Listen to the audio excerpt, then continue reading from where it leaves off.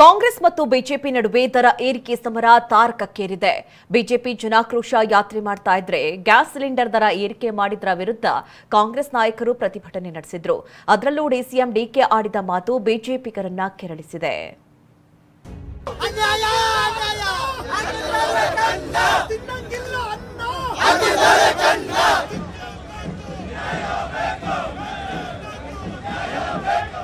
ರಾಜ್ಯ ಸರ್ಕಾರದ ವಿರುದ್ಧ ಬಿಜೆಪಿ ಜನಾಕ್ರೋಶ ಯಾತ್ರೆ ನಡೆಸ್ತಾ ಇದ್ದು ಎರಡನೇ ದಿನ ಮಂಡ್ಯ ಮತ್ತು ಹಾಸನದಲ್ಲಿ ಕಮಲ ಕಲಿಗಳು ರಾಜ್ಯ ಸರ್ಕಾರದ ವಿರುದ್ಧ ಅಬ್ಬರಿಸಿದ್ರು.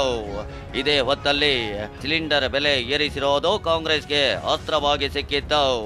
ಹೀಗಾಗಿ ಬೆಂಗಳೂರಿನಲ್ಲಿ ಸೌಮ್ಯ ರೆಡ್ಡಿ ನೇತೃತ್ವದಲ್ಲಿ ಮಹಿಳಾ ಕಾಂಗ್ರೆಸ್ ಕಾರ್ಯಕರ್ತರು ಹಾಗೂ ಯುವ ಕಾಂಗ್ರೆಸ್ ಘಟಕ ಪ್ರತಿಭಟನೆ ನಡೆಸಿದ್ರು. ಸಿಲಿಂಡರ್ ತಲೆ ಮೇಲೆ ಹೊತ್ತು ಚಕ್ಕಡಿ ಹತ್ತಿ ಆಟೋವನ್ನು ಹಗ್ಗದಿಂದ ಎಳೆದು ಗ್ಯಾಸ್ ಬೆಲೆ ಹೆಚ್ಚಳದ ವಿರುದ್ಧ ಕಿಡಿಕಾರಿದ್ರು. ಮೈಸೂರು, ಕೋಲಾರದಲ್ಲೂ ಪ್ರತಿಭಟನೆ ನಡೆಯಿತು.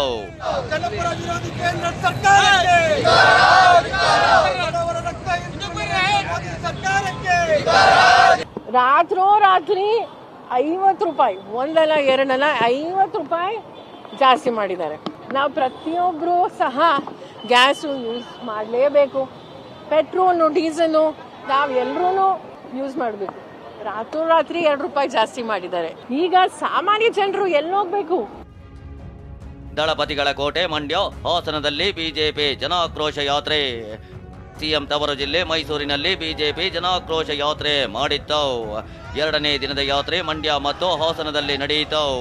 ದಳಪತಿಗಳ ಕೋಟೆಯಲ್ಲಿ ಜೆಡಿಎಸ್ ನಾಯಕರ ಬೆಂಬಲವಿಲ್ಲದೆ ಬಿಜೆಪಿ ನಾಯಕರು ಅಬ್ಬರಿಸಿದ್ರು. ಜನಾಕ್ರೋಶ ನಮಗ್ ಕೇಳಿಸಿದ್ರೆ ಸಾಲದು, ನಿದ್ದೆ ಮಾಡುವಂತ ಸಿದ್ದರಾಮಯ್ಯ ಕೇಳಿಸ್ಬೇಕು. ಲೂಟಪ್ಪ ಲೂಟಪ್ಪ,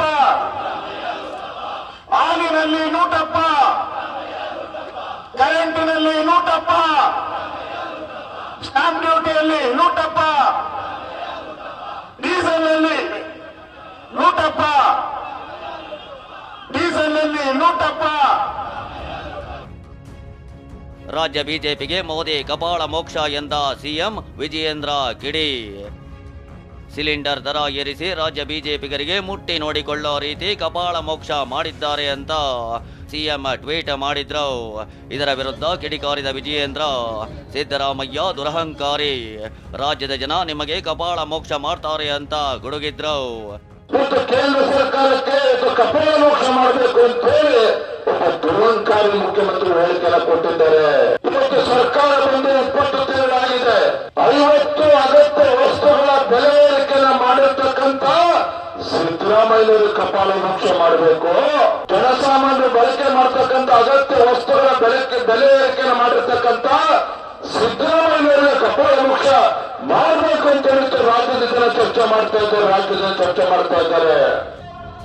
ಇನ್ನು ಮಾಜಿ ಸಂಸದೆ ಸುಮಲತಾ, ಈ ಸರ್ಕಾರ 2,000 ರೂಪಾಯಿ ಕೊಟ್ಟು 20,000 ರೂಪಾಯಿ ಕಿತ್ಕೊಳ್ತಿದೆ ಅಂತ ಆರೋಪಿಸಿದ್ರೆ ಪ್ರತಾಪ್ ಸಿಂಹ ಅಂತೂ ಎಲ್ಲದರಲ್ಲೂ ಸುಲಿಗೆ ಮಾಡ್ತಿದ್ದಾರೆ ಅಂದ್ರು.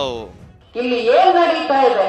ನಾವು 2,000 ಕೊಡ್ತೀವಿ ಅಂತ ಒಂದು ವಾಗ್ದಾನ ಮಾಡಿಬಿಟ್ಟು 20,000 ನಿಮ್ಮ ಜೇಬಿಂದ ಕಿತ್ಕೊಳ್ಳುವಂತ ಮಾತು ನಡೀತಾ ಇದೆ. ಲೂಟಿ ಹೊಡಿತಾನೆ ಇದ್ದೀರಿ, ಜನರನ್ನ ಪ್ರತಿನಿತ್ಯನೂ ಸುಲಿಗೆ ಮಾಡ್ತಾ ಇದ್ದೀರಿ. ಅದನ್ನೆಲ್ಲ ಬಿಟ್ಟರೆ ಒಂದು ಗ್ಯಾಸು ಅಂತೀರಿ. ನಿಮ್ಮ ಸರ್ಕಾರದಲ್ಲಿ ಎಲ್ಲದರಲ್ಲೂ ಸುಲಿಗೆ ಮಾಡ್ತಾ ಇದ್ದೀರಲ್ಲ ಸರ್. ಕಸಾಯ ತಕ್ಕೂ ದುಡ್ಡು ಕೇಳ್ತಿದ್ದೀರಲ್ಲ ನೀವು. ಬೆಂಗಳೂರಿನಲ್ಲಿ ಆಕ್ಯುಪೆನ್ಸಿ ಸರ್ಟಿಫಿಕೇಟ್ ತೊಗೊಳೋದಕ್ಕೆ ಸ್ಕ್ವೇರ್ ಫುಟ್ಟಿಗೆ 100 ರೂಪಾಯಿ ಮಾಡಿರೋದು ಯಾರು? ಡಿ ಕೆ ಶಿವಕುಮಾರ್ ಅವರೇ.